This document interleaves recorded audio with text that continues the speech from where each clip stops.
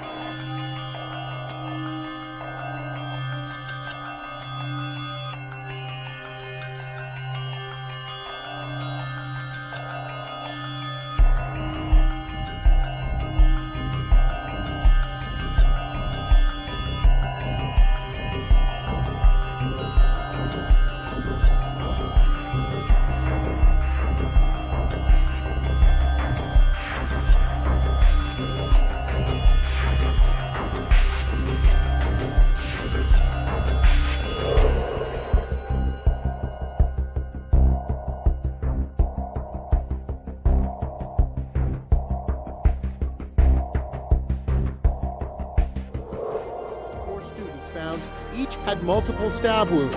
Some had defensive wounds, showing they fought with the attacker.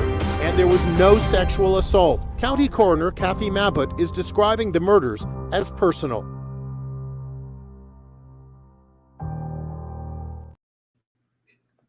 All right, guys. So everybody, welcome. Nice to see y'all. Hope everyone's having a really great week. Hey, Double R. Hey, R, darling. How are you doing? And who else we have here? Hey, Jeanie Ramsey. Okay, it's a day. Awesome. Hi, Lala HK. How are you doing?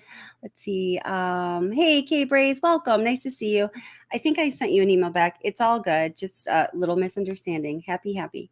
Hey, Justice A through Z. I'll have to check out that video that Gregory was just talking about. Hey, Edward, how are you doing? And let's see who else is here. Let's see. Let's see, Sis Vicious, Honey Bun, maybe a couple other people. If I didn't say hello to you, just say hello. We'll say hello back. And thank you so much for being here. So I did just upload. Hi, Ivy the One. How are you doing? Nice to see you. Hi, Julie Zahos. Welcome. How are you doing? So I did just upload a video. It doesn't really have to do with the topic for this evening, but just want to let you know, Tom N. and Gregory Worth, in that video, there is a shout out to you guys. It's just a little upload. It's about 11-minute video talking about what we were discussing during the last live stream, and I think even the live stream before, which is that connection between the order of the attacks, so very sadly, and the order of the counts as they were written and then read by a judge in the probable cause, in the criminal complaint, and that connection between that order and the tattoos that the surviving roommates very quickly got, after this tragedy occurred. Now, I do want to say I'm not implying that there's any criminal doing on the part of the roommates. And hi, Angie, and hi, Angela Cole. I had two Angies there right in a row. How are you guys doing? In none of the content that I put out am I by any means implying that. It does so happen that in the accounts from the surviving roommates, there are some discrepancies. There are some areas of questioning that are completely legitimate. What the answer to those questions that lies within those areas might be, we simply do not know just yet. So subscribers only mode means in order to comment, you must be a subscriber for at least 5 minutes, because I've had a whole lot of trolley moly holy activity. You know what I'm saying? So that's all. So you guys are all subscribers, so it's all good. So if somebody's not a subscriber, tries to comment, it'll just say, you have to be a subscriber for 5 minutes, right? So some of the search warrants were unsealed, and I'm sure, I don't know if those of you who follow closely may have heard well about this. Hey, Stevie, how are you doing? Oh, how's it going? Right. Oh, don't subscribe, trolls. You're so funny, Stevie. I think I told you guys personally, for me, this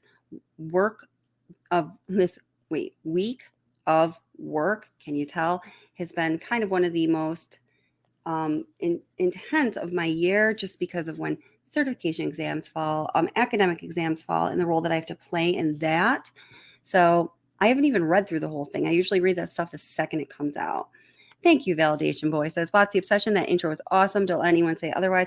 Yeah, I've been getting a lot of troll. I don't know if it's trolly or real heat for that intro that I just played. They're like, oh my God, that's horrible. That's terrible.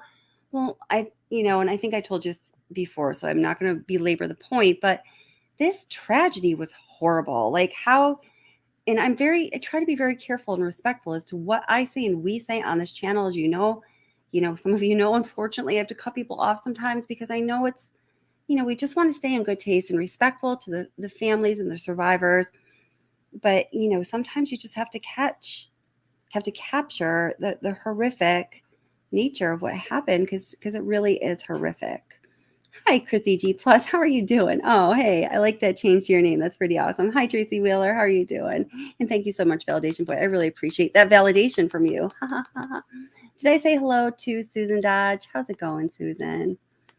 All right. So let's see. What exactly was found in that probable cause? I'm sorry. In the search warrants that were unsealed. So I'm just going to bring a tiny little clip to share, and then we can comb through that bad boy. Let's see. Is that this one? Oop. I got to turn that down. Okay. Very good. All right. I think we got it. Yes. All right. Here we go. A judge has now unsealed some of the search warrants in the Kohberger murder case that led to the arrest of Bryan Kohberger. Those warrants were initially sealed, but now a judge in Washington state ordering their release of some of the redacted versions of these documents. Investigators described previously undisclosed evidence. Thank you, Lala HK. That's very nice. Thank you. I appreciate that. Evidence that they were seeking, like blood, DNA, shoes with diamond pattern soles, and data compilations of information about the victims and the house where they were killed. Let's talk about this even further with legal analyst and friend of the program, Will Bruzzo. Will, thanks for being with us. We've spoken with you a number of times on this story. And that was what many who were following this very, very closely wanted. They wanted a judge to unseal some of these search warrants, and now we're getting just that. So the warrants allege Kohberger pre-planned the ambush and had studied other murders and how to avoid detection as part of these preparations. What did you make of it? It was certainly obviously very interesting. I mean, this guy's a character in a film. It's just so evil that he studies how to plan the perfect murder, and then he attempts to do that. He failed spectacularly, fortunately, in terms of they were able to find him. But it's just a very eerie, strange, individual for sure. I was surprised that they released this information that was contained in the search warrants and affidavits. The reason is, jurors are going to come from the community, and a lot of this stuff is now going to be out there. I believe they found some fabric with some blood on it. There was a lot of other information. All of that information has to come in front of a jury if it goes in front of a jury, and I think it probably will, given the seriousness of the case. And so people are already going to know a lot about this information. I think they're going to have a difficult time finding jurors who, number one, are unfamiliar with the case, especially in that very small community. The other thing is every single bit of evidence against him has to be admitted in front of the judge and the defense attorney. And so they're going to have a hard time finding jurors who maybe haven't prejudged the case and maybe not even the specific pieces of evidence. So I'm not sure if this was the wisest thing to do. I think it's going to make it more difficult to find jurors. So if it's difficult to find jurors, would the jurisdiction need to be changed? We don't know if that's on the table or not, but could it be in the future? In a community that small, my understanding is that area is very sparsely populated. They may have to go to a bigger city like Boise or something where there's a larger group of potential jurors. Even there, I think it's going to be difficult to find, jurors who haven't already sort of prejudged the evidence. When you look for a juror, you want someone who hasn't already made a decision about the case, obviously, or isn't so well informed on it they've already made a decision. You want someone who knows as little about it as possible so that they can be more impartial. And that's going to be more difficult here, especially now given the decisions made by the court, and I believe it was also the district attorney, to allow this evidence out into the public realm. Because I think, human nature being what it is, people have been very curious about this case. It's a very strange, odd situation. This individual doesn't appear to actually have known these people. And he was a law student, or rather he was a criminal law, studying criminal law as a graduate student. So it's piqued a lot of people's interest. And I'm just concerned they may have a difficult time finding an impartial juror. They may have to change venue, go to a bigger city where there's more of a larger juror pool. Yeah. And Will, that is the, I guess, $64,000 question here. What was the nature, if any, of a relationship between Kohberger and the victims? The story that I'm referring to, quote, data compilations of information about the victims. Information regarding any such relationships is very scant. And so that's kind of what everyone hopes would come out either at that preliminary hearing that's going to be taking place in June or at the trial later this year. But as far as this evidence is concerned, to your point, doesn't it have to be presented? Doesn't it have to be admissible? And we know, at least in Latah County in Idaho, across the state line there, this was a judge in Washington state. In that jurisdiction, there's a gag order of this. So probably a lot of people were waiting for that judge in Washington state. Obviously, that's where the search warrants were conducted, to unseal them. Yeah, I think I would have done, if I was a judge, I would have done some kind of gag order or some, basically just sealed the warrants, and especially sealed what they found, because I believe now it's out in the public realm, the things that they actually found. So, that means people are going to already know what the evidence is against him before they even get into the courtroom, which you have the danger of prejudging the evidence. So that is a serious problem to me. So I don't understand why they release this information. Doesn't seem to be the best idea. Even though, of course, this individual isn't very popular right now, he still has the rights under the Constitution.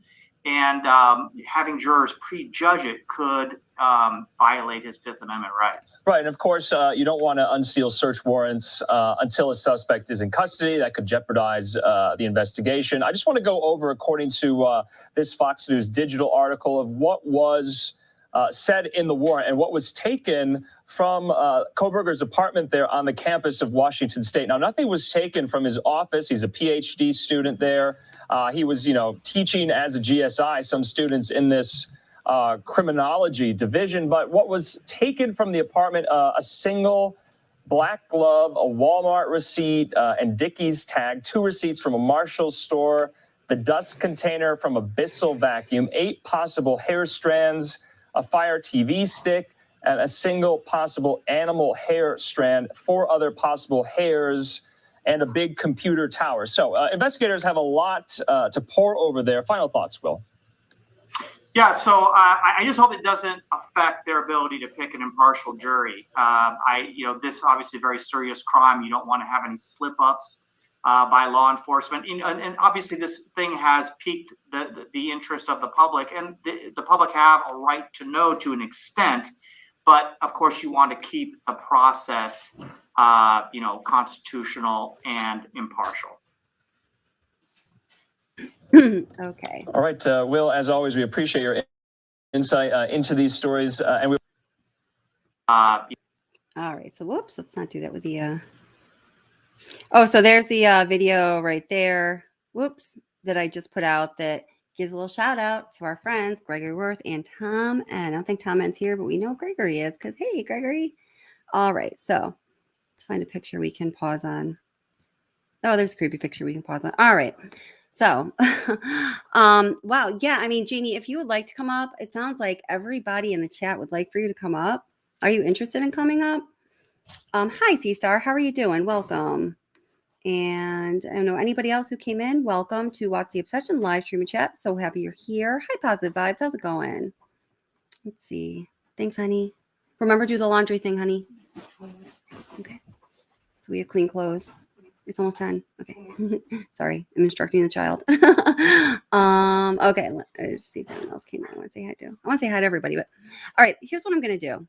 Oh, and Double R, of course I didn't ban DC Primetime. You're so funny. All right. I'm going to put the, now this is not going to be a super long live stream tonight because, you know, as I said, it's a really busy week for me at work and I still have a few things to do tonight. But if anyone does want to come up and, you know, possibly comment as we go through some of this information on the unsealed search warrant. I mean, they gave a decent summary right there. If you talk to me like that, I'll do laundry too. Are you being facetious? Was I being rude or? Oh, I don't know. I can't. Okay, I'll have to listen and watch myself. Come on, Jeanie. Come on up, girl. Come on, Jeanie. Everyone wants to hear from you. Jeanie is so smart. And I have a date with Jeanie tomorrow night, 5. So excited about that. All right. So actually, let me put up the document. Let's see here. Now, are you guys surprised? I put it up as a poll question, but are you surprised that the search warrant was unsealed so quickly? I mean, I'll just let the cat out of the bag. I'm shocked. I can't believe it was. I just can't believe it. Yeah, everyone wants to hear you. But hey, anyone can come up if you'd like to. You know, we know that we would love Jeanie to come up. Sometimes people are, you know, you've come up on the channel before, Jeanie. I remember that. You know, there's reasons people don't want to, and that's okay. So we know what happens when we pressure people, right? Ara, things can go sour. Oh my goodness. Oh, okay. Sorry, that's funny. Okay. So, well, what we have here as we do look at, so there are, 49 pages of this document. So, you know, they go through what, you know, the items, you know, any search warrant is going to have to list, and very specifically the items that investigators are allowed to search when they go into a residence or a location or a car or whatever it may be, and they can only search those things. So it has to be very specific. The parameters have to be well set and well understood. In the search warrant, they certainly are, and there are a lot of them. We could go back and look at them if you'd like, for sure. But here's really, if you want to get down to the bottom line, this is what we have here. This is what it says: all seized from residents and currently stored at Washington State University Police Department. How ironic that, you know, isn't that one of the places that Kohberg had applied to be an intern so he could look at how, evidence was processed in a rural setting? How interesting. I mean, you have to think that, I don't know, this just occurred to me like a couple days ago between the last live stream and now. I haven't heard anyone else say it, but I'm sure other people assumed it. He must have been hoping that he was going to be doing some investigative work or analysis or evaluation on his own crime, don't you think? I mean, that just seems like that's what it's got to be going on here, right? Yeah. Law enforcement, C-Star says, law enforcement seems to be keeping people guessing about what they'll do next. I do agree, but I do think that the unsealing of the search warrant here, which really is a decision of a judge, and I truly don't know if it's a decision of the judge with a consultation of the state's team. I'm not too sure about that. I would think to some degree it would have to be double R. Stop. All right. So this is what they found. All right. Number one nitrate type black glove. So do we all know what that is? Let's see.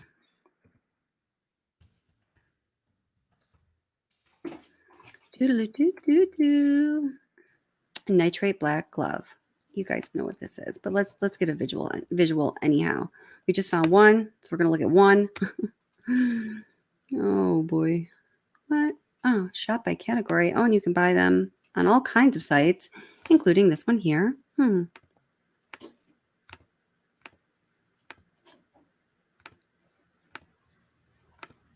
One nitrate black glove. It's creepy looking. It is. It's just a creepy looking object. All right. Back to the findings.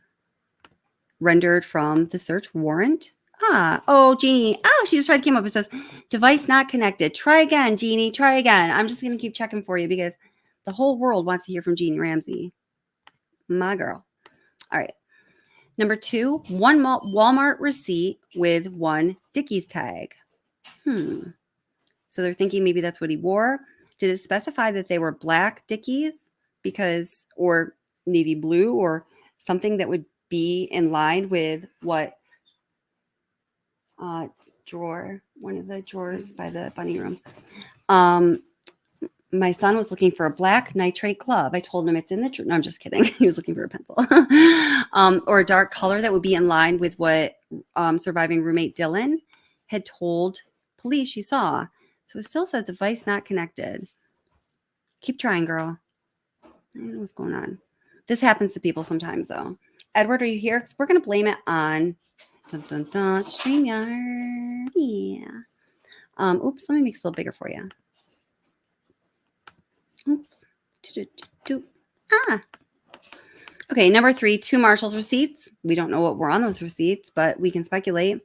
Number 4, dust container from Bissell Power Force vacuum. You think you vacuumed it up? You think you got rid of that dirt? But guess what? It sticks in your vacuum forever, right? Hey, Riddler 3579. Probably Dickies coverall. Very good. Awesome. I forgot that brand, that they even were made in that brand, but of course they are. It's one of the things that they make. Hi, Michelle E. How are you doing?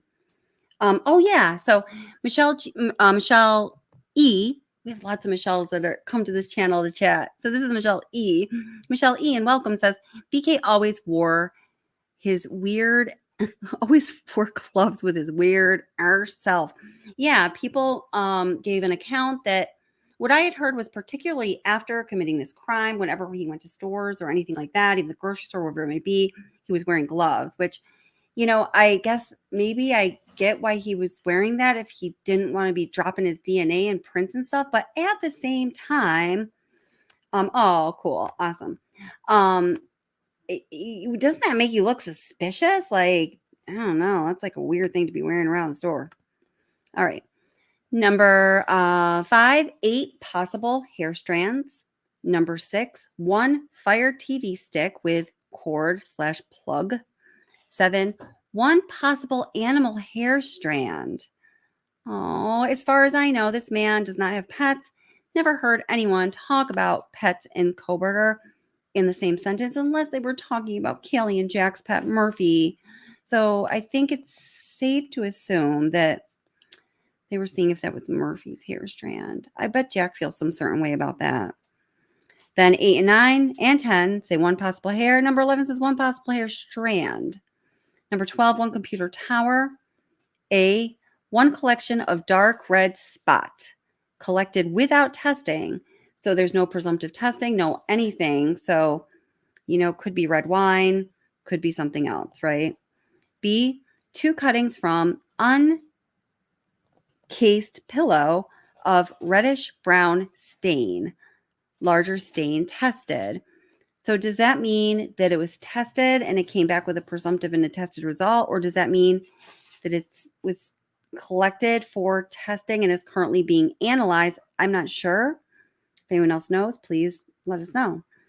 C, 2 top and bottom of mattress cover packaged separately, both labeled C, multiple stains, 1 tested. So there we have it. That is, oh, good. Jeannie's up. Let me grab her before she goes away. Hey, Jeanie, how are you doing, honey? I'm good. Can you hear me?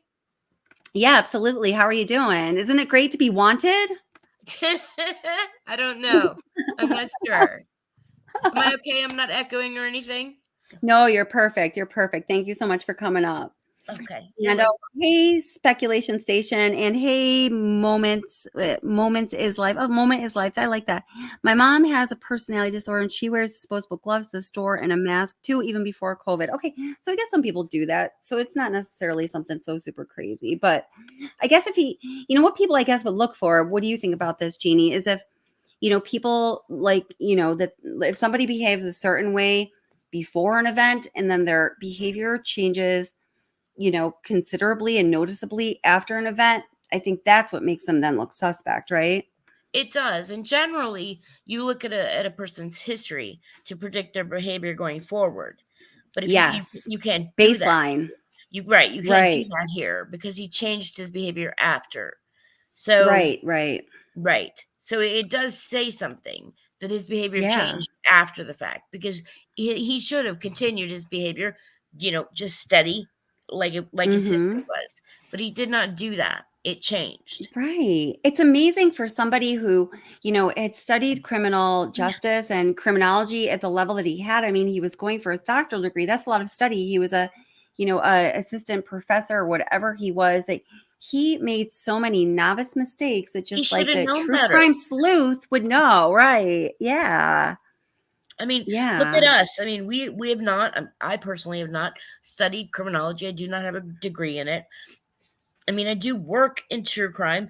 I mean, and you have a degree in psychology, and you do study behavior, but look at him and where he was at. He should have known better at a higher level. Yes. Where he was at, he should have been able to at least get away with this, at least for a length of time, until maybe he committed his next crime or the one after.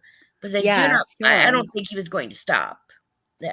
Yes. Yeah. No, I don't think so either. And do you think that he was, applying for that internship at the local police department? He wanted to study something. What was it, like digital evidence on like something about Digital evidence rural recovery? cases? Do you think he was hoping? Yeah. What was it exactly?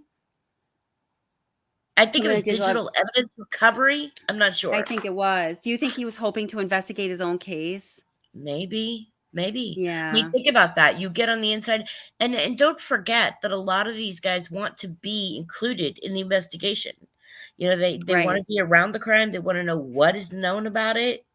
He just made too many mistakes up front, so they were already on his, on his trail. Yeah. No, I totally agree. And then Michelle E says, going for his master's in criminology. So he got his master's degree at DeSalle University in Pennsylvania. So he had just come out to, Washington State University in June, and he had just entered into his doctoral program. So he got his master's and he just was starting his doctoral program. So, wow. He definitely wasn't a crowned doctor yet, doctor of anything yet, but my God. C-Star, this is good, Jeannie. What do you think about this? C-Star says he didn't account for his own emotions. That's a really good comment.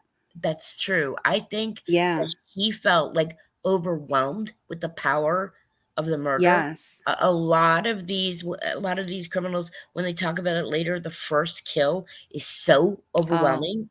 I know when Bundy talked about his first kill, he said he was so charged and so overwhelmed. I don't know that it's actually emotions like we would call them.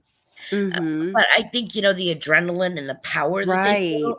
And like I think a high. Yeah. Right. And I think that was too much for him, Yeah. And he made a bunch of mistakes after that. I mean, he went back the next morning and waited. He must have been thinking, wow, they haven't reported my crime yet. Can't believe they haven't reported my crime. I left people behind, and they should have reported my crime. Why hasn't anybody reported this great thing I did? He was probably completely insulted. Oh, I bet. I feel like he was. Yeah, totally. Sure.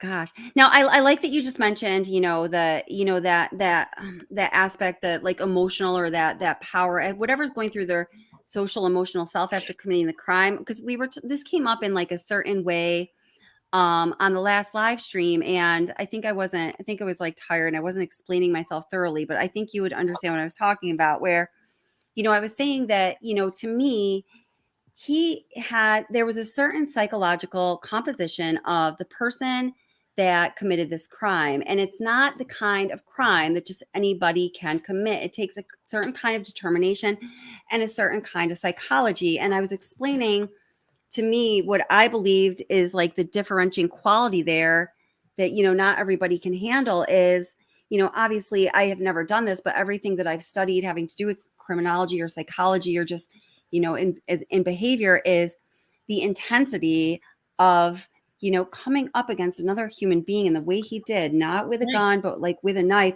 person to person, and experiencing that other person's fear and like the intensity of the emotion. And I mean, there is no fear that one experiences like the fear you have of saving or losing your own life. I mean, that intensity is not something everybody could or would handle, Right. And he used the most personal way and the most violently personal way. I mean, there is strangulation, obviously, or, suffocation, but he used the most personal, up close way to kill each of them. So he had to feel their fear, their terror, and then their death, each 4 of them. So exactly, he had to be overwhelmed. I mean, it was his first time, and I bet if he talks down the road, and I'm not sure that he will, he may want to be studied. So if he talks down the road, he may talk about that, how it was a lot for him. I don't know though. Yeah. Those guys don't like to say, "Oh yeah, it was overwhelming." They want to say, "Oh, I handled this. This was great. This is me." Or yeah, no, absolutely. or like Ted Bundy, where he said, "Oh, the killer would do this. The killer would do that." Yeah. I worry. I know there was a lot today. People talked about, jury selection. If he goes to trial, I think he will definitely apply for a change of venue, and I think he will get it. Yes. I think he I will. think he will Get it. too. But honestly, and I know a lot of people don't want to hear this, and they don't want it to happen, but I think he will take a plea because Idaho does have the death penalty, and they've charged him with 4 counts first-degree murder. I think he'll take a plea deal, and I'm afraid. I don't know. I couldn't find any. Oh, go ahead. Go ahead. Oh, I'm afraid he'll take a plea deal, and then we won't get the answers that we want. That we need. I know, and then we'll be Watson it forever. It'll be Watson my God, it. Please, Exactly. God, He'll no. pull a Watch, put it all down, and then there we go. Yeah, I know. I saw, it was somebody did a YouTube piece on, is he going to, not be able to, put forth the insanity plea? I never thought insanity was a possible plea for him. I don't think there's anything about this crime that says insanity plea. Well, and I didn't see anything in his background either. I mean, a lot of people looked at his background. I haven't seen any hospitalizations. I haven't seen any diagnoses that have come forward. Now, granted, they are protected, by HIPAA. So maybe people haven't gotten into them. If, once he starts with arraignments, I haven't seen his lawyers come forward and say, he can't assist with his defense, because of an insanity plea. I haven't seen that yet. I mean, if they do bring that forward, then they will have to give evidence where, he had incidents in the past where he was hospitalized or he was, medicated, he was under psychiatric care, that sort of thing. I don't see that happening here. I think he's a little too proud. And I think his kills were a little too they were up close and personal, and they were very powerful. And I don't think he's going to let his lawyer go for insanity. I think he will completely push it aside and say, absolutely not. I'm not going to say I was crazy. I did this, Right. No, that's a really good point. That's a really good point. He, in that my little intro that's caused so much controversy in my little channel world, it's like I was focusing on, the deadly sins, like, because I think that he's so informed, lust, envy, pride. And I think for him, pride was one of the driving causes. And I think it will continue to drive his behavior right through the process of having a trial or pleading like a, right, where the last then will be his and it will be wrath. Yep, exactly. There you go. See, Jeanie gets it, y'all. So shove I it up. loved your opening. I don't know who complained. Thank They you. shouldn't have complained. Probably trolls. I've been trolled like crazy. So let's see. Double R asked, can the metadata collectors get through a person's VPN? One would assume that he covered his can on all he did before and during and after the massacre. As far as I know, there have been plenty of cases, including federal cases with federal indictments, going all the way up to like Donald Trump in that administration, where they shot right through VPNs, right? Yes, and I think Ghislaine Maxwell and Yep, very good. Yep. what's his name? I'm losing it. Epstein. They both the same thing, and yes, they can get through VPNs. Yeah. I know that us who we research crime and our Google searches would get us arrested right away. Oh God, I know. I'm always like, how many like watch lists are we on? No, I know that I'm on quite a few, I'm sure. So, using a VPN seems like it secures us, and it does secure us from, hackers and that sort of thing. But when it comes to metadata and collecting, it's not going to save us. No, it's not. Like I think Sid Vicious was talking about that on one of your she gave us a really good analysis of it. I mean, we love Sis. When the girl, she can't stop talking. When she talks about something good, it's really good. We love you, Sis Vicious. Yes, she knows her stuff, and she was talking about the dark web and how we all tiptoe through it as we're working. That's right. She's not wrong. We do, and so I don't think that they're going to have a problem getting through his metadata at all. I think that they probably have it, and they've been working through it. The thing that I have a problem with is the probable cause affidavit that listed the order of the kills, and you were talking about how the lawyer had said they're supposed to be in the order, that the victims were killed, which is true. I've seen that time and time again. My issue I have is, how did they know the order they were killed in, considering they were all killed in a very short span? Right. And which also now, are you saying how would the investigators know, or how would the surviving roommates know? Yeah, the investigators, first of all, how would they know that it was Maddie, then Kaylee, then Xana, then Ethan, instead of Kaylee, then Maddie, and then Ethan, then Xana? Do you know what I'm saying? Well, here's what I surmise about that. Like, the only thing that makes sense to me, and I was talking about this with the attorneys that I talked about for that video I just uploaded tonight about reading the orders, and they all confirmed, again, all three of them confirmed. When I asked them, they didn't even pause. I said, if the counts are the same, let's say, for example, theoretically, first degree murder with premeditation and malice in Idaho, 1, 2, 3, 4, all the same counts. The order in which they're read means what? And they're all like, duh, Kelly, it's the order they were murdered, like very clear. Right. So what I surmise, if anything, would be that would they be able to tell after, I know it's a complex evidence collection, analysis, and evaluation when you have such a messy scene, for lack of a better way to put it. I'm sorry to put it that way, but the first person would not have specimens of the second and third mix in. The second person would have specimens of the third and fourth. So maybe they would be able to parse it that way. The person who was fourth would have copious specimens, or they would have a larger amount of specimens, I assume, from the third, the second, and the first. The knife would move the blood. I didn't consider that.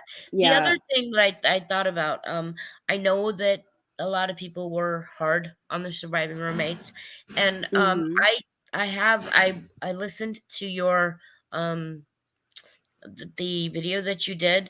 I listened to it several times. It was very interesting.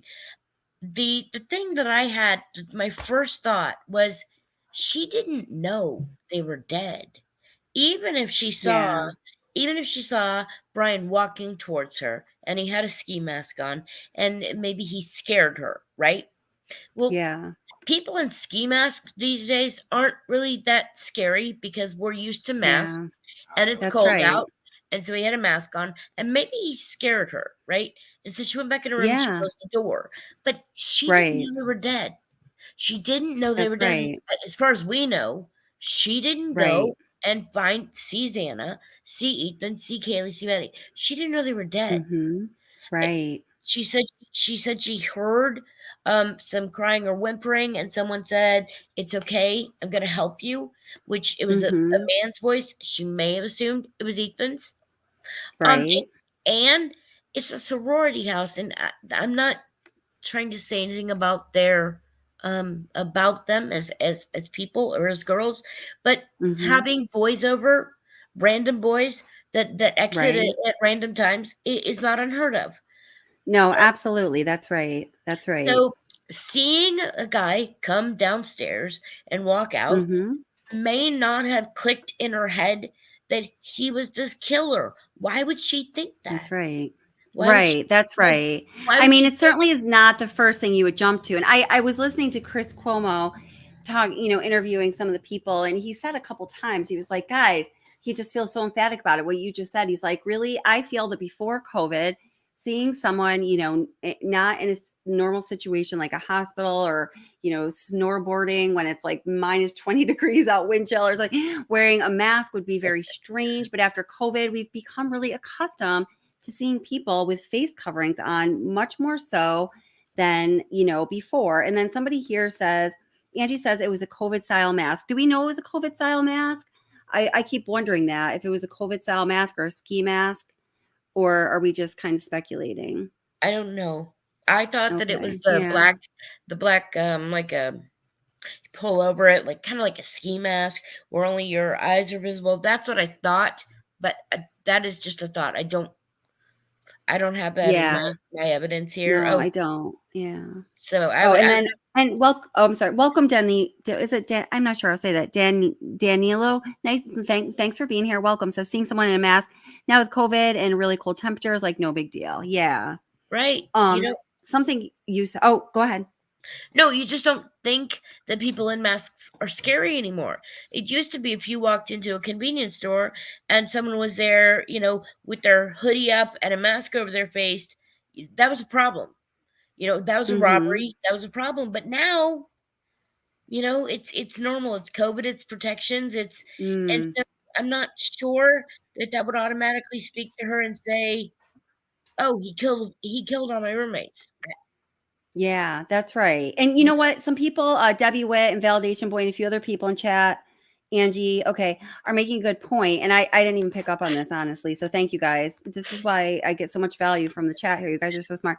They're saying, if it was a ski, she said bushy eyebrows. If it were a ski mask, it would have covered his eyebrows. And that's totally correct. I hadn't even thought of that.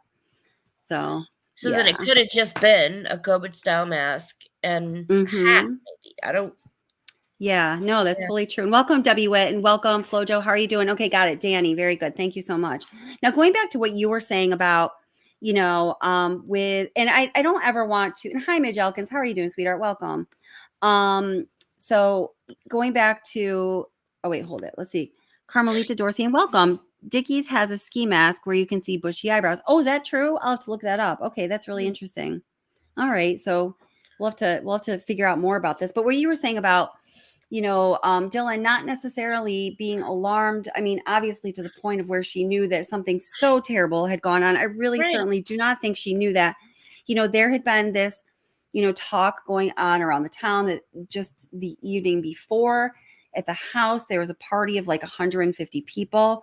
Well, I was able, and I don't necessarily listen to all the rumors that are going on, but the person that I made a connection with at University of Idaho, where I got the Sigma Chi fraternity videos from, said I don't have any way of knowing that it was 150 people, but it was a large party.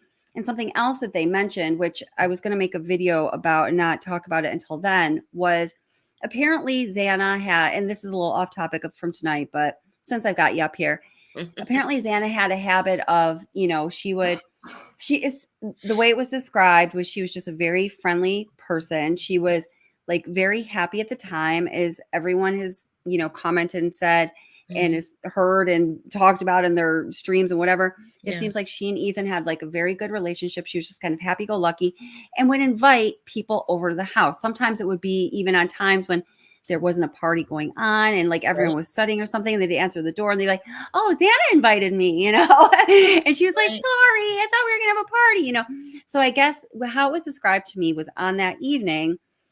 Now, the person paid a lot of attention to letting me know that it was not that Ethan was like mad at her, like, I'm so pissed off at you, Xana, or anything like that. But apparently that night, the night before, when there were a lot of people at the party at the house, it was sort of understood by the way she was greeting them, or just maybe the roommates talking amongst themselves. I'm not totally sure about that a lot of people were there through Xana, that she had, I don't know, maybe she had gone out drinking a lot the night before. She had just invited a shitload of people over, like way more than they were planning on having. So Ethan was apparently just very, not mad at her, but very concerned about that. And this person said it was kind of a dynamic that hadn't been seen between those two before. So I don't know if that information is just some information and it's not relevant to the crime, or if it does have some relevancy to the crime. I'm not sure. Do we know that I heard that Xana and Maddie worked at a restaurant in town? Is that correct? Yes. Xana and Maddie. Yeah. Mad Greek. Yeah. Do we know if Bryan had been to the house before, to one of these parties? I think we don't know that, but I mean, I think that I personally think that I personally just speculatively believe that he was, just based on, when it says, his phone was pinging in the area, it says, what does it say? It says like late evening, early morning, or something like that. And I think some people were reading that like late evening, 6 p.m., early morning, 9 a.m. I was reading that like late evening, 10 p.m., early morning, 2 a.m. Right. And my speculative mind is thinking he was just, voyeuristically or, pacing it out, kind of perving around the residence. Sure. And when there was one of those gigantic parties, he just slipped in. Or maybe I hadn't even connected it this way, but like you just said, with Xana working at Mad Greek, with him being a vegan, Xana being so friendly and happy-go-lucky. And from what I learned firsthand from a source who I've grown to rely and trust very much, that, it was getting to the point where she was inviting more and more people, to the point where just the night before, Ethan finally got a little nervous or upset with her or something. Sure. Maybe she did invite him. Maybe she did. Or perhaps, either one of them, I don't know, maybe he hit on them. One of them turned him down. We don't know who the target was. We kind of assumed because of Kaylee's wounds. It could have been that Maddie was the target, and he went up there to attack Maddie, and Kaylee fought first. She fought for Maddie's life. Maybe that's why she had worse wounds. I don't know. Yeah, it's just a thought, but it's possible he ran into those two, at the restaurant. Maybe they did. Yeah. Maybe maybe they did invite him. Maybe they didn't. Maybe he just, like you said, slipped in at a party, because it's either that or he cased the place from the outside, which, with all those windows open and barely lowering the blinds, my goodness, I could case it. You could case it. Anybody could. So yeah. And even the way it was positioned is kind of like stood like a little above everything else. Like you're like, oh, there's the party house, Exactly. Just so let's see. Riddler 3579 says, and the Dickies coveralls I saw do not have belt loops. Probably why bad guy did not have the knife sheath attached and left behind. Yeah, maybe he didn't coordinate his outfit well enough. Like, maybe I don't even say that to see. Yeah, and maybe Kay grabbed the sheath. Now, what's interesting about that, with what you were just saying about the nature of Kaylee's wounds, and that was what I was talking about the other night with the Ashley Banfield bit. I can't find it again. I don't know if she took it down or if she cut it out of, or if they cut it out of that part of. I was on an Ashley Banfield show the other night. Did you hear that? No, I know that you were, but I can't find it. No, I can't find it now either. And I spent like 2 hours or something looking the other night. I'm still going to keep looking because it was just the other night when I saw it. So I heard that I haven't seen it because I haven't had a chance to, but I heard that 10 to Life also commented on it. The creator of that channel, I heard she commented on it as well. So I have to check that out and see if she, in her most recent, I believe, video on this topic, but I'll have to watch it. She said many videos on this topic. Okay. basically, when the probable cause affidavit came out, she kind of like she kind of read it, and then as she went over it, kind of commented. I know that she has one up for this. I hadn't watched it. Okay. I kind of watch her on and off, so I had seen that, but I didn't know that she had commented on the Banfield, because I hadn't seen that not at all. Yeah, she did. It was on a video of hers apparently that came out. Like, I think it came out on the same day when I was talking about it, which would have been whenever my last live stream was, a couple nights ago, because somebody had said the way that they sent me a message and phrased it, that's what it sounded like. But I'll let you know after I actually look for it and watch it. Okay. Because I'm sure she hasn't deleted hers. But oh shoot, what was I thinking here? Oh man, okay. What you were talking about the nature of Kaylee's wounds, right? So they were much worse than Maddie's, and the way that I've heard them described is horrific. Yes. And Ashley Banfield being the most distasteful, as you all well know. Yep. Yes, trigger warning. Thank you, Ara. And so you know what this reminded me of? So after learning that information, I went back and listened to that recording that Thank You Double R had sent us. That, oh, hey, Riddler 3579, thanks for becoming a new member. Welcome. Welcome to the green. Had sent welcome. Woohoo! You're in the green. That had, you know, that person was talking on Facebook that was like describing exactly how the crimes went down. So have you listened to that since we've heard about that information about Kaylee's injuries? When I went back and listened to that, I was like, whoa, here, you know what? Yeah, I know. I'm looking for it. Trust me, I didn't dream this one up. It happened. I could very well see that the network would have taken it down. It definitely happened. And it was grotesque. I freaking love Ashley Banfield. She carried me through shock and awe of the Persian Gulf War. Like, but it was, I love her. I hate saying anything bad about her. And I think I'm over it, but it was just a little stunning to me. It took me a minute to get over it. But she had on there the clip from Facebook with the person describing the wounds? No, she did not. But this is what I hear. We're going to listen to a little bit of it because I don't know. I want to see what you think. Oh, all yeah. Right. All right. Okay. So now when we go back and listen to this, all right, I'm just going to bring this into the stream. I remember exactly where it is. But okay, keeping in mind what we now know about, the nature, so sadly, of those wounds, just listen to this now. And I've always kind of thought this was him. Also, we have a voice clip of his. I'm giving away what my next video is about, but it doesn't matter. Here, listen. All right. Here we are. Is this it? Yeah. Okay. Oops. Kohberger himself, after the Watch the Obsession team and myself did some quick research, what we learned is this. At least 4 people who know Bryan Kohberger personally say that this sounds just like him, that they believe it is his voice. But the opinion is split because I love you, Suspicious. I just had to stop. Suspicious says, just around the same page. I just wanted to remind the group that I was right. Yes, she was. 2 people who know Bryan Kohberger personally in living color say that they do not believe it's his voice. You'll notice a couple minutes into this recording, Bryan Kohberger catches himself recording this audio/video, apparently, and it seems as though he is reading from a script. Now, the image of the person reading this script about the November 13th Idaho 4 tragedy. Yes, Stevie, that's exactly the clip I'm talking about. Shh, don't give away the rest of my next video. I'm just kidding. Yeah, that's it.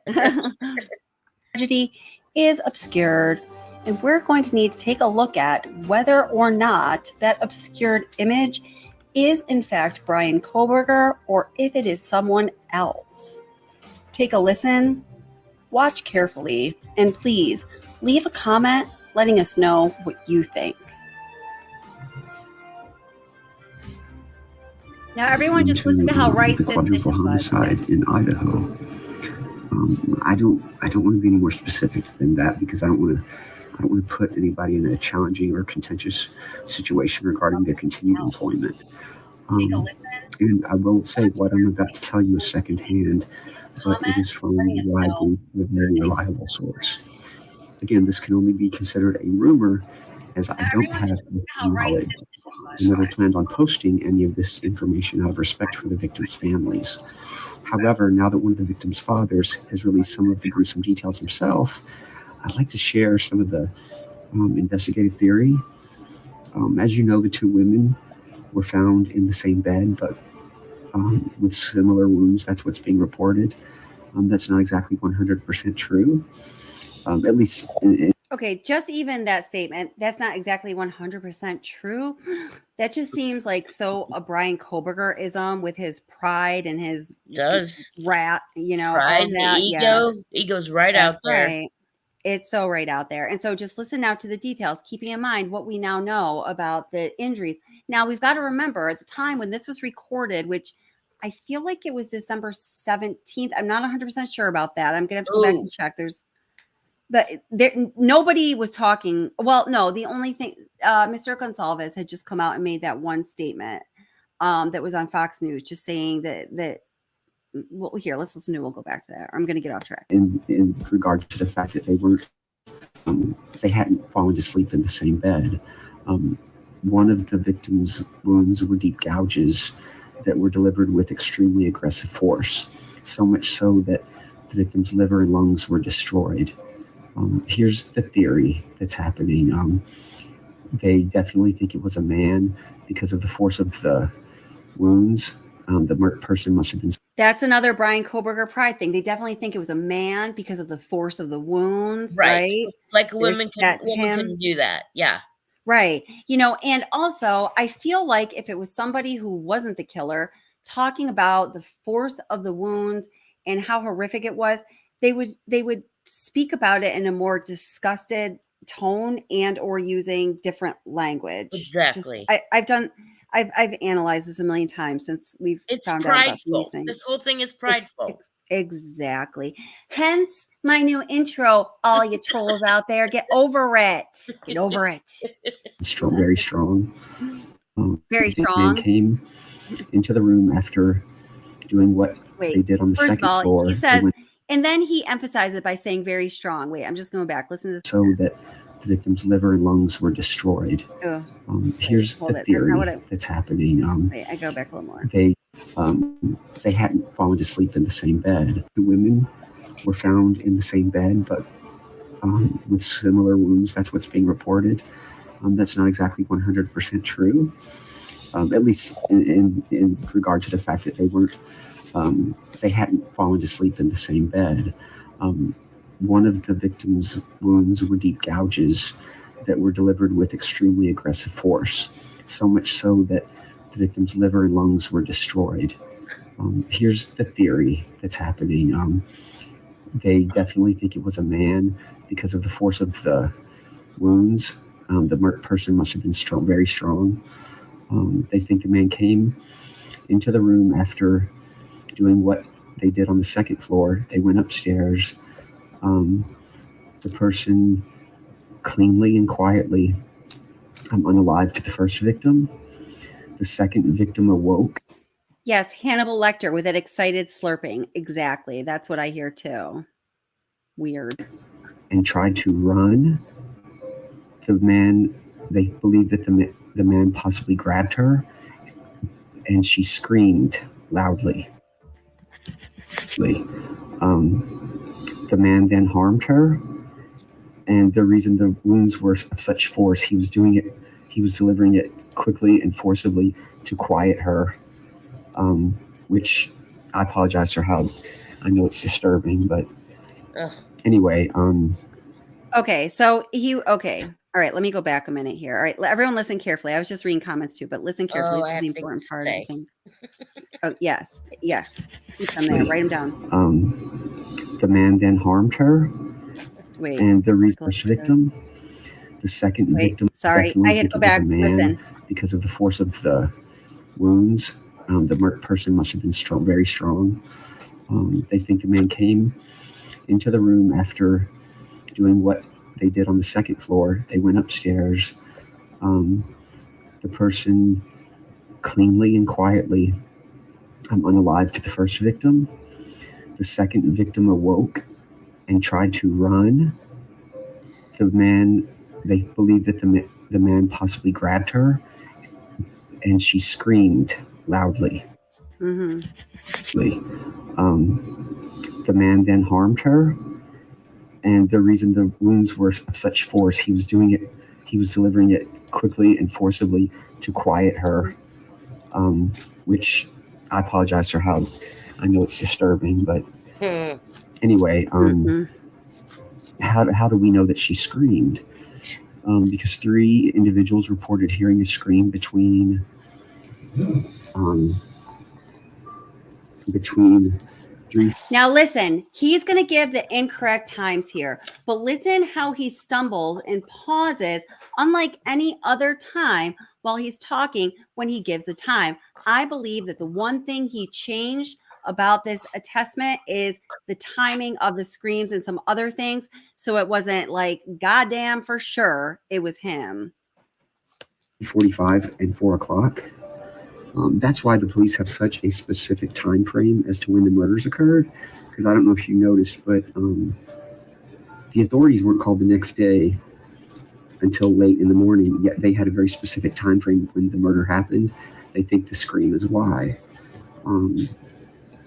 And after reviewing video files from the neighborhood, they reviewed security cameras in the area, and they have an audio file where I haven't heard it, but I was told that you could clearly hear a loud scream from a female. That scream was recorded at exactly 3:38 a.m. Neighbors say they didn't call the police because they said there's often loud noise coming from the house. I was told that there are parties there all the time. Again, I don't know if that's true, but it's what I was told. The weapon used was a long serrated-edged hunting knife with a fixed blade. The weapon had not been in the house. The person brought it with them and took it when they left. The 2 victims were on the same bed, not side by side. One victim was found on top of the other. The reason is that the one tried to escape and was grabbed, harmed, and then shoved and fell on top of her friend. That is why there's a lot of problem blood mixtures at the scene. They're also desperately looking for this white car. The reason being is that it was seen speeding by an A&W gas station. I don't even know what that is, but anyway, Now, let me tell you, that's a bunch of bullshit. I live 50 miles from Scranton, Pennsylvania, where this guy was captured, and there are A&Ws, everything's all over the place here. I used to be a marketing person for like a year for this newspaper, and I had 2 different clients where I was a marketing representative. This was years ago, but it was only 30 miles from Scranton, Pennsylvania. I had 2 different A&Ws as clients. It's absolute bullshit that he doesn't know what A&W is, and I think you can hear it in his voice there. Again, it could be wrong. I was just told it was seen speeding by an A&W gas station / hangout. And I also hear Duper Light there. Okay, I'm going to finish this. At 3:45. Now, if the scream was recorded at 3:38 and the car sped by at 3:45, it's a very tight time frame, but it is possible that the person left immediately and rushed and was seen speeding by. Also, the scream may have been what caused the person to quickly leave. That scream could have been what saved the other 2 roommates' lives. Yep. The person knew that they might be detected, so they sped away. Again, this is all just rumor. Take it for what it is. I just pray for these young people. I hope they rest in peace. I swear. This is this guy. Here, go ahead. Take it away, Jeanie. All right. So, hang on. I lost my glasses. All right. First of all, he is really, really, really excited about the whole aggressive force. And he says that she was attacked with an aggressive force. And he talks about the liver and lungs being lacerated. But then he says she was unalived. So why are you on YouTube talking about aggressive force, liver and lungs being lacerated, and then all of a sudden you're going to use the word unalived? Right. People use unalive on YouTube because YouTube doesn't like the M word or the K word. You know, Right. they don't like those. So then why would you? He got Why would you in use it posting it to Facebook not being monetized? exactly, and then he says the guy harmed or hurt the other ones quickly. Harmed or hurt? Really? And they said he did it quickly to quiet her. Now, if you remember, one of the people, even the press release said that one of the people was killed in their sleep. I'm sorry, unalived in their sleep, which could have been Madison if this account is correct, right? Right. Madison could have been killed in her sleep, and there was that recorded scream. I don't know if you've heard it, Kelly. I did send it to you. It was on the body cam of the police officers that were talking. That's right. Yes. Yep. They were talking to other people in the area, just people who were at the in between that house and the frat house. They were just stopping people who might be drinking. There was a scream in the far off distance that sounded like I don't know, a scream you might give when you're being. No, I did hear that. I did hear, and I was going to make a video or something about it, but then I saw a bunch of other people covered it. But thank you for sending that. Yeah. But it's possible that scream did happen, and it's possible that he did deliver, an upward thrust of the knife into her lung to quiet her. Could have hit the liver on the way, but not have had to do that for the others. I'm not sure why he wouldn't have had to do that for Ethan. We don't know where Ethan was hurt. It might have been his neck. I don't know. We're not sure. He said the person must have been very strong. He talked about quite aggressive force. He was really, really into this. There was so much like bragging and bravado there. He said that the parties were killed with a long serrated edge, which we had kind of heard. And then he said he grabbed her hard and shoved her on top of her friend, which made blood mixtures, which may have happened. We don't know. And the whole A&W, I don't know what that is. Right. Come on. Let's say you're not from the area and you're not Bryan. All you have to do is type in A&W gas stations and you can find out. I could Google it. Right. Exactly. I'm not buying that. I think that was a plea. That was a ploy to make us think that it wasn't him, that he's not from the area. I'm not a guy in the area, so I don't know what A&W gas stations are. I've never heard of them. So, God, that was a lot of bravado. Wow. I know, exactly. Girl, that is everything you just said. That is exactly what I'm thinking. Now, you heard it from Jeanie Ramsey. Now, two things here. Now, first of all, I don't know if this is true. Phantasmic Ether, who, I find to be pretty reliable. Hi, Phantasmic Ether. Hi, Yvonne Morris. And hi, Travelcado. And Alphabetizist, who says not Bryan. Phantasmic Ether says it's not Bryan though, because this person is on TikTok and has posted since the arrest. It was the obsession with urgent. You must see this. Now, I would love to know more about that. I'm going to definitely look into it. The only thing I would say is maybe you're right. And touche. Then I'll say I am wrong because we know what I say about being wrong. Been wrong before. We'll be wrong again. Could be wrong now, but I really don't think so on this one. But maybe. It is possible that he has someone else doing that for him. Right. And there's been so many fake accounts. And I think there are ways that could be explained, even though, but thank you for letting me know, because now I know to look into it. Now, Travelcado says, whoops. Oh, I don't know if I posted that. Okay, there we go. Says, I believe he says in the beginning of the video that he's connected to a law enforcement source. Very good, Travelcado. That's another point I want to make. Thank you for the excellent segue.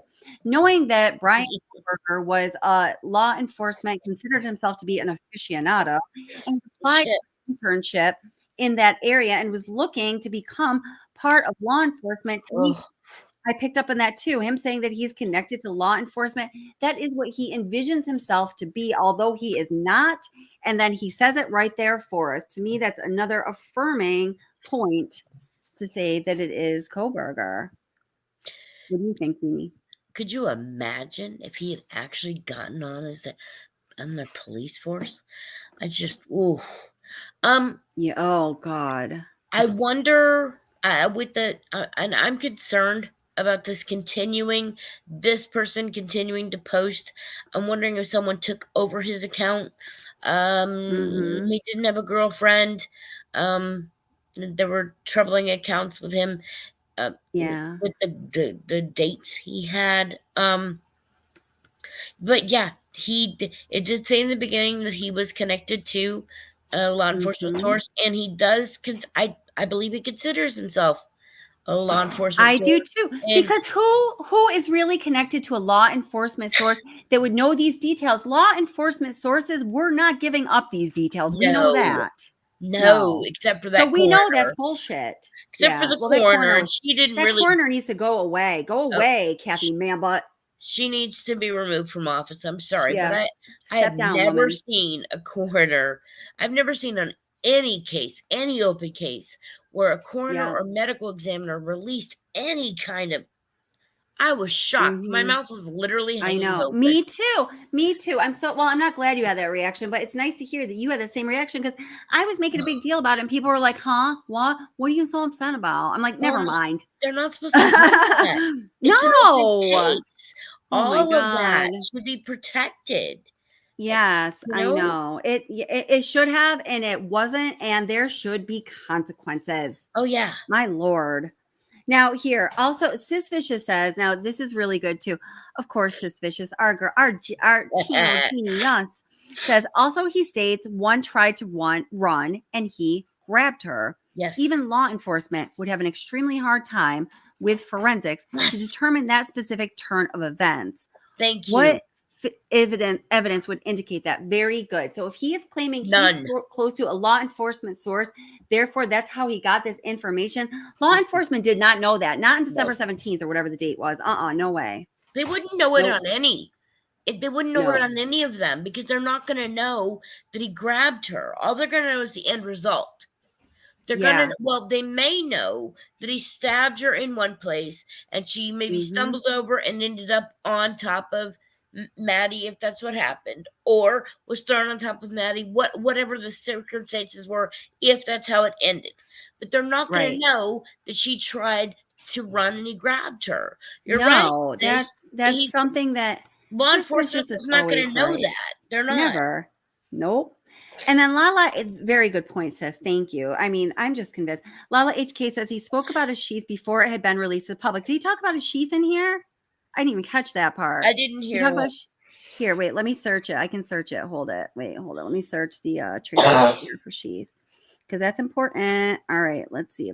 You can watch. Y'all watch me search sheath. Do I still this up? I'm not sure. Oops. Hold it. All right, make that smaller.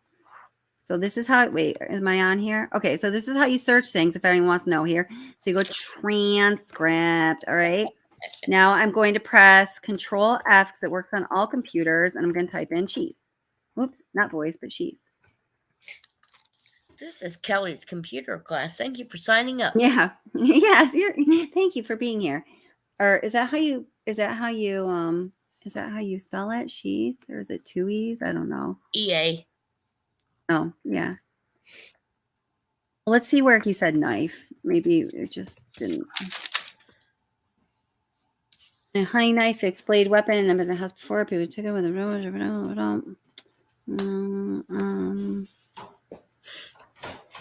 white car. And I don't know what A&W is. Bullshit.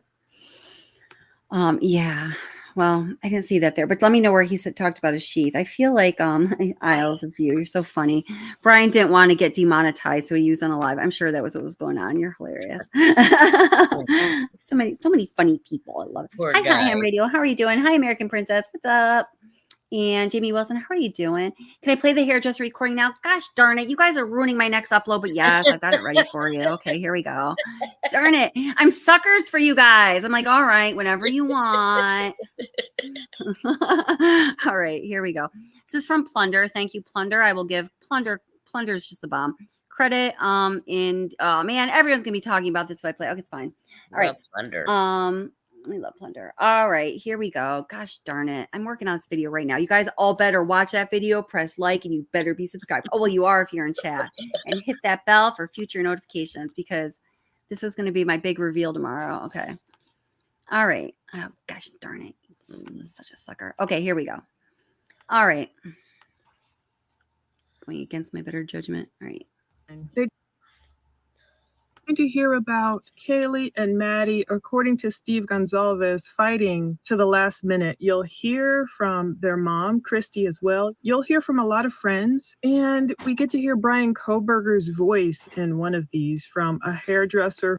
Oh, I think it was in the literally cut Dayline his too. hair Okay. and saved the voicemail. Hear from a friend, a girl named Martha, who was right there on the scene. Oh, She wait, was when do we waiting listen to for that? Hold Hunter, Ethan's brother, to show up for a study guide, and he never showed up because he was tending to his brother who had lost his life. Both are pretty excellent. Well, I got you that Dr. third Phil thing. recently did 2 episodes, and also 48 Hours has done an episode, but these were top notch. Let's talk about why Bryan Kohberger should be really scared and how most people think the affidavit was pretty airtight. Although some people think, well, there's holes in it. Of course, Bryan's original defense attorney says that. It was Lester Holt who hosted. And of course, Keith Morrison is the excellent narrator. And they really do a great job with showing the beauty of Moscow, Idaho. So I don't know necessarily why there's such a backlash by some people, there's such a backlash from journalists being in town and telling that story. But I think they made the town and the people, they represented them well. Okay, It was gorgeous. So they talk about it being Sunday, November 30th, an all around damp, gray, gloomy day. There's a girl in here named Martha,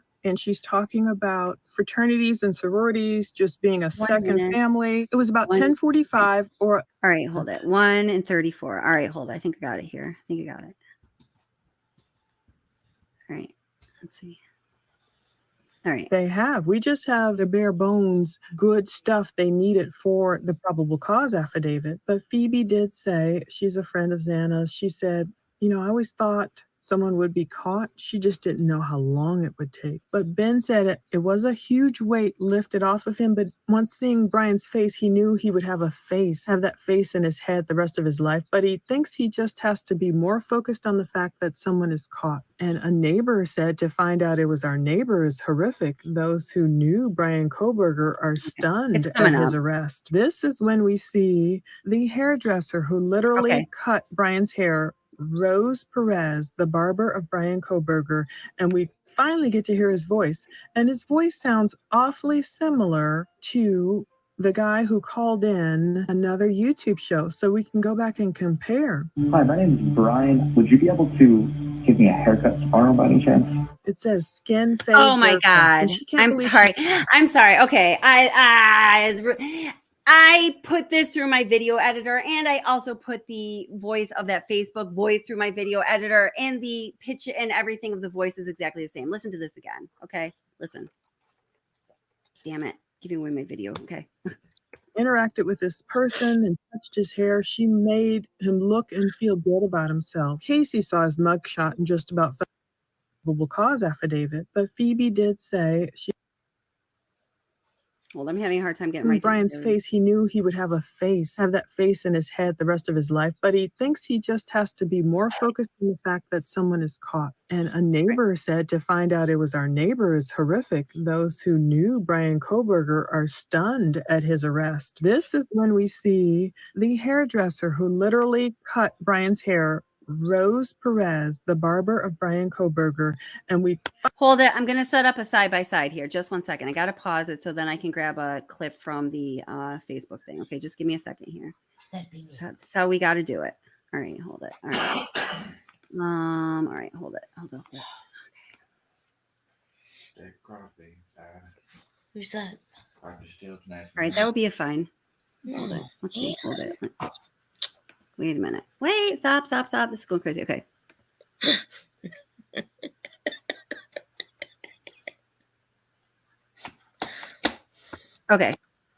Okay, hold it. Okay, all right. So now what I'm gonna try to do here, there's gonna be a little bit of a gap though, because thanks to StreamYard being so amazing, I'm gonna have to stop, pull the video out, load the other video in so you can hear the audio, but just quiet. I'm just gonna try and play them as close to being side by side as possible, okay?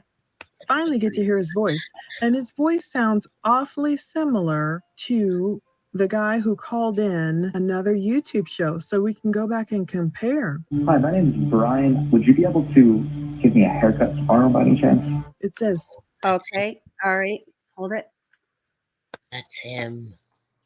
Okay, I know. Now I'm going to bring the other one in. I'm sorry I can't do this quicker. My video is going to be perfect, so make sure to watch my damn video. Okay.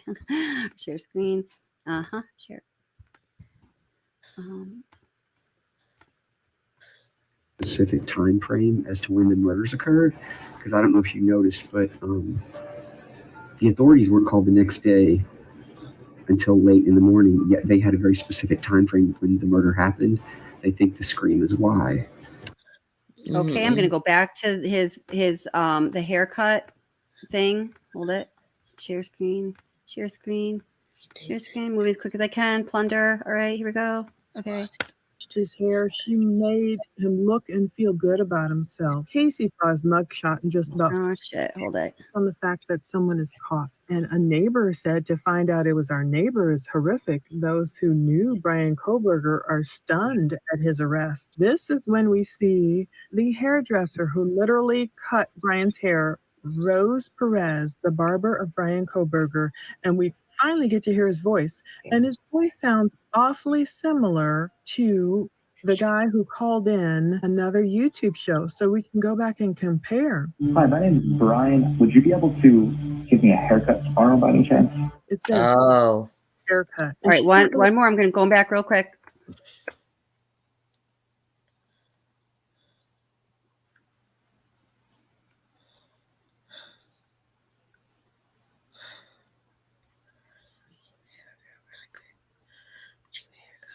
I haven't heard it, but I was told that you can clearly hear a loud scream from a female. All right, Jeannie, what do you say? That's him. Yeah, it's him. It's him. I mean, my video editor is going to tell us it. Wait for my video. I don't usually with voices like that. I don't usually, but in between, I covered my ears and I kept his voice in my head and I kept repeating it over and over again. And then when you gave me between the hair cutting and yeah, I believe it sounds a lot like him, and I'm assuming with your video, it's going to be compared to it, right? Clip, like you did with Richard Allen, and I'm sorry, we spoiled your whole video. No, it's all right. It's okay. It's okay. Hopefully nobody who's going to be picking up my material is going to be going this far in the live stream. But yeah, and so Crime and Crochet says exactly what I just said. T-Rev calls is BCK. Yeah, I heard that he called into T-Rev too, and I like T-Rev a lot. I never heard him on T-Rev. T-Rev's live streams are so long, I only catch little snippets of them at a time. And then How Damn Radio says, really, Kelly, LOL, I'm glad to hear you say that. I thought it was crazy. What, because you think it's him too? Is that what you're saying here? It might, yeah. So yeah. Yep. Is there anyone who doesn't think it's him? Anyone in the chat who doesn't think it's Bryan? I don't see anyone. I'm not convinced. Yeah, I'll pull in the T-Rev call too, Stevie. If anybody knows when he did call, hey, Feminine, how are you? Calls into when you do know, if you do know when he calls into T-Rev, please send me that video because same voice. Because I love T-Rev. I can't go through the billion hours of his videos. Hey, thanks, Tracy Wheeler. I appreciate it. So yeah. Yeah. So okay. CV says, here I am alone again, not convinced, just like NK in the security camp. It's okay. It's all right. There can be dissenting voices. Yeah. Hi Him Radio says, I'll regroup and rethink. We love those that might be him. voices. I don't want a bunch of people who, agree. You're so funny. I'd rather have some people who don't agree, right? Absolutely. I always say that because it pushes you to challenge yourself. And sometimes you're wrong, sometimes you're right, like whatever. It's just all about finding the truth and justice. Sis Vicious says, we're so fortunate that Kelly forgives. Oh, thank you, Sis Vicious. The so other funny. thing I have a problem with is that he talks constantly. I've heard it 2 times, but he talks about they are basing the time of death on the scream they heard and then where he was. Yeah. How does he know that's where they're basing time of death? Because they were murdered and then the call was later. They could place time of death without a scream. Right. It happens all the time. So it doesn't have to have anything to do with the scream or anything to do with him, technically. Right. Just their injuries, where they were found, the ambient temperature, Yeah.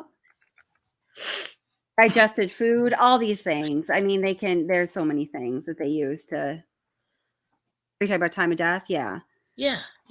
And I just put my email in the chat, guys. A couple people asked for my email. So it's wattsobsession@gmail.com. Fantastic Ether is drooling. I'm going to say it for you, honey. Fantastic Ether says, not him, not. The person is still posting on TikTok. I know I need to go check it out. Okay. That's good. We need people who say it's not him. We need discussion. Okay, cool. Yeah, definitely. Because I mean, yeah. So thank you so much, Hi Ham Radio. Okay, Isles of You says look for Dave calls T-Rev. Oh, that's what they're talking about. It's literally like when I'm like talking about different cases, I try to like take in as much as I can, but this has been impossible. This has just been impossible. Yeah. I got everywhere. There were possibly everywhere. There were possibly posts on Reddit, which I read. Oh, perfect. Okay. And yeah, it's Reddit, so it's not verified, but that's right. There were posts on there where it's the same kind of thing. The person was talking about how they were killed, specifically Kaylee, and because Gonzalez's family came out and said, that she was killed differently, and that I think they implied that it was more brutal. But so this one, when this person posted and said that it was more brutal, they did not say anything about what that voice said about the lungs or the liver, but they said that what they said was that the killer came in and he killed. Let me see. They said the killer came in and he went right upstairs and killed Kaylee and Maddie, and they came right back downstairs and he killed Xana and Ethan, or killed Xana and Ethan, and went upstairs and killed Kaylee and Maddie. And then what the person said was that Kaylee was not expected to be there because she did not live there. Ethan also did not live there. He lived at the fraternity and was expected home by curfew. Therefore, the intended victims were Maddie and Xana. That's what the person on Reddit said. They did the whole. They did a whole lot of. Whenever someone would post on Reddit, they seemed to want to rebuff that person's thoughts, like they knew. And when someone happened to mention that perhaps they were SA'd, this person went out there over and over again and said, absolutely, they were not SA'd. Which, no, they were not, but it seemed like a thing for this person. Like it was, like it was too far, or, there are killers who do not do that. And they think that it's not a line they wouldn't cross, because they'll do a lot of things. But they want to be known for their kills, not that. And if you Right. add that, then they become known as SA killers. Does that make sense? Yeah, no, absolutely. Anything that came up that would hurt his ego, that didn't frame his production in the manner in which he wanted it to be seen, he immediately spoke out against with some emphaticism. Right. Exactly. Yeah. That's what the Reddit had on there. I didn't follow it. I just had some people send it to me. Right after that, I think it was a week later, he was identified and arrested. So I didn't really, do anything with it. But yeah, that was what was there.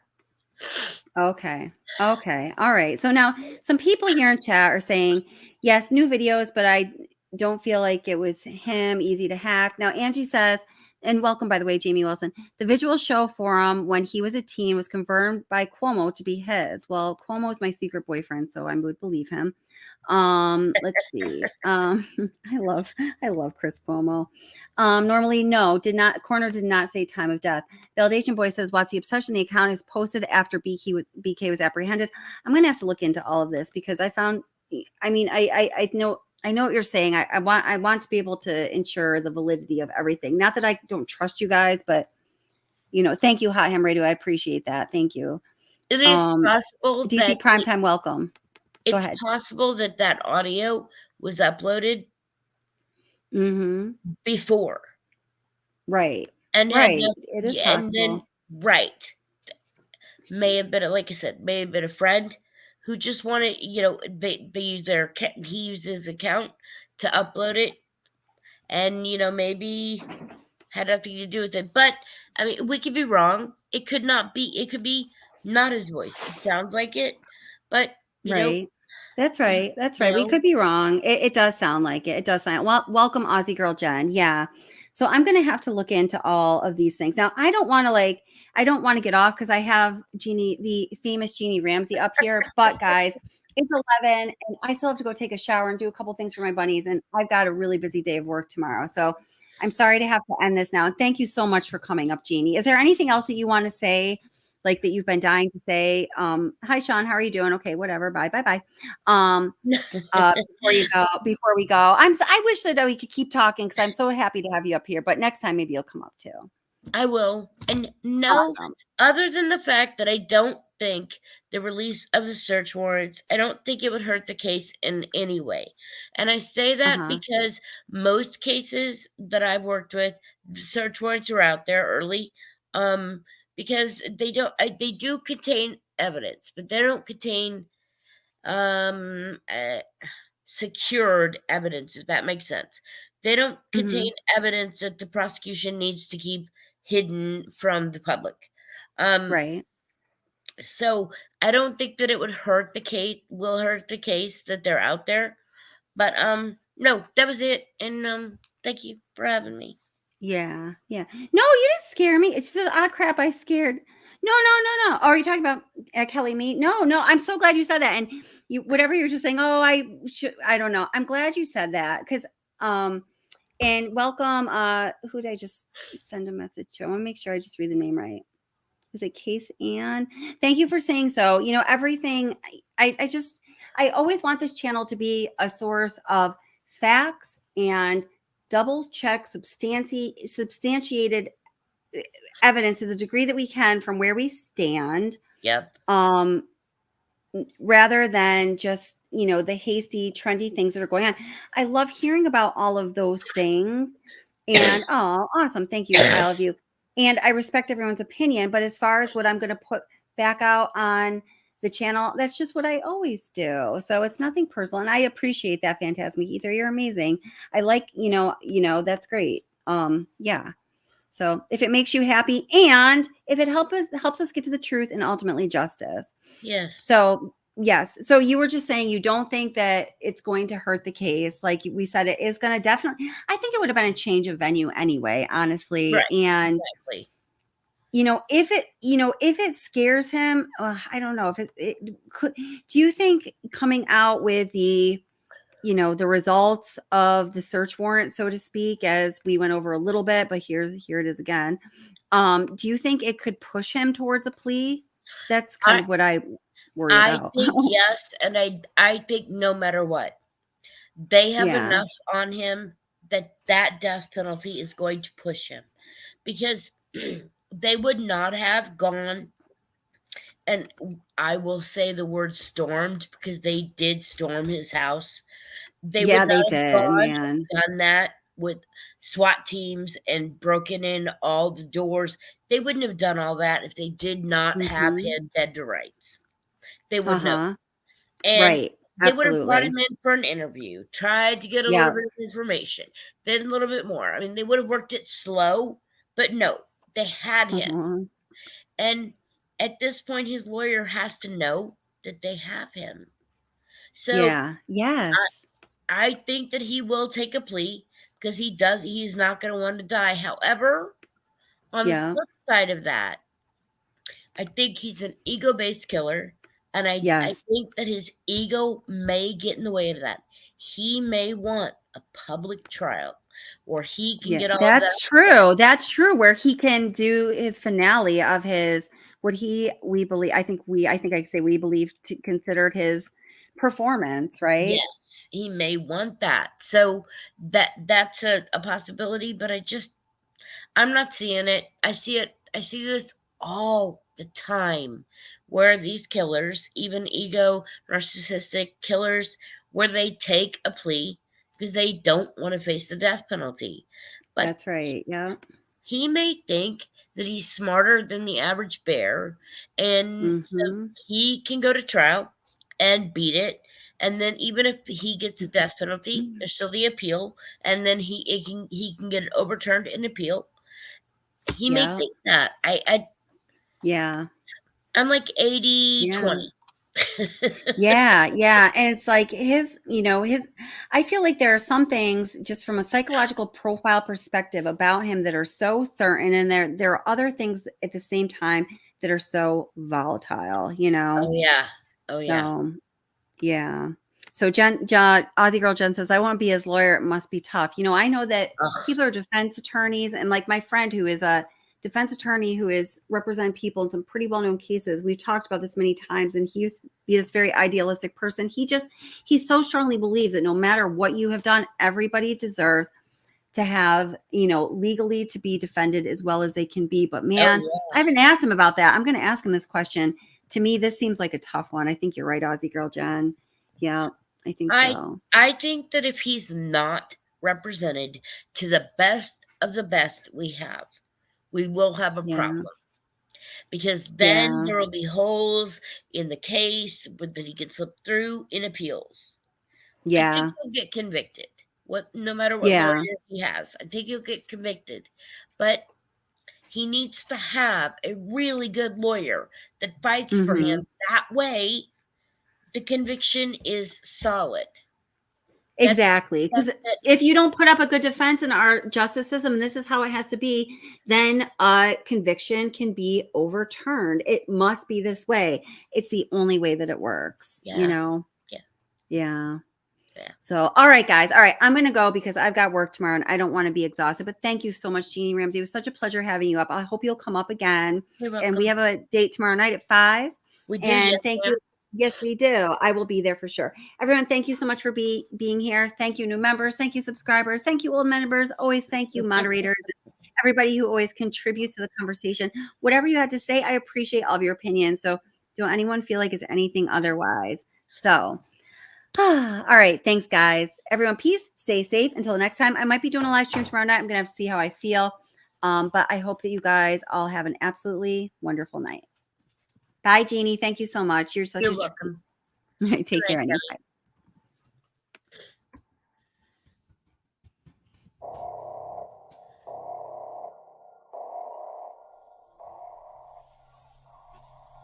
There are more answers than you know.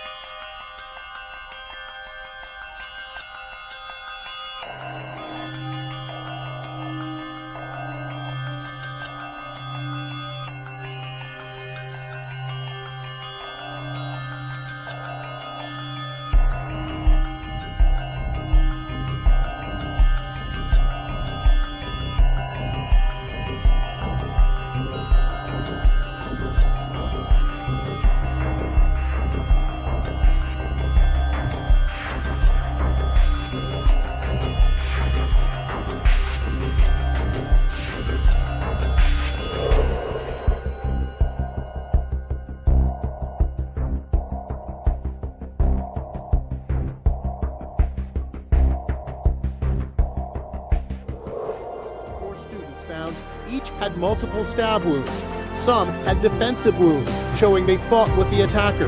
And there was no sexual assault. County Coroner Kathy Mabbutt is describing the murders as personal.